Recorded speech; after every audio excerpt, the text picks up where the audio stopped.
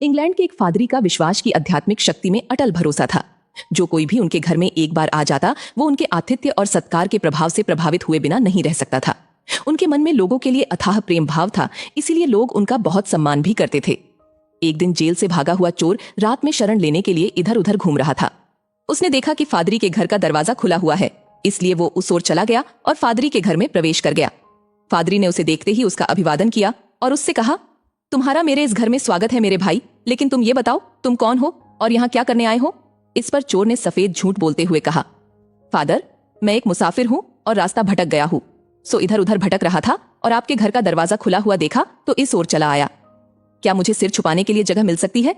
मैं सुबह होते ही यहाँ से चला जाऊंगा। फादरी ने उससे कहा, हाँ क्यों नहीं, तुम यहाँ आराम से रह सकते हो और मुझे लगता है तुम बहुत थक गए हो, इसलिए तुम जाकर आराम से हाथ मुंह धो लो। मैं तुम्हारे सोने और खाने का प्रबंध करता हूँ।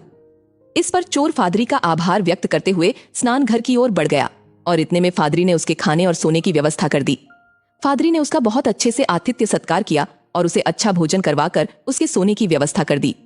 रात को सभी के सो जाने के बाद चोर के मन में चोरी की इच्छा जागृत हुई और उसने फादरी के घर से सोने के 2 दीपदान चुराकर वहां से निकल भागा। रात में पुलिस उसकी तलाश में ही थी, सो वो पुलिस के हत्थे चढ़ गया तो पूछताछ में उसने बता दिया कि मैंने ये फादरी के घर से चुराए हैं।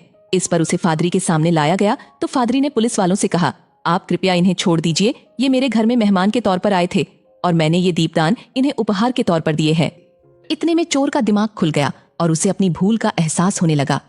फादरी की उदारता देखते हुए चोर के मन में पश्चाताप होने लगा और उसने माफी मांगकर कभी फिर से चोरी नहीं करने का वचन दिया।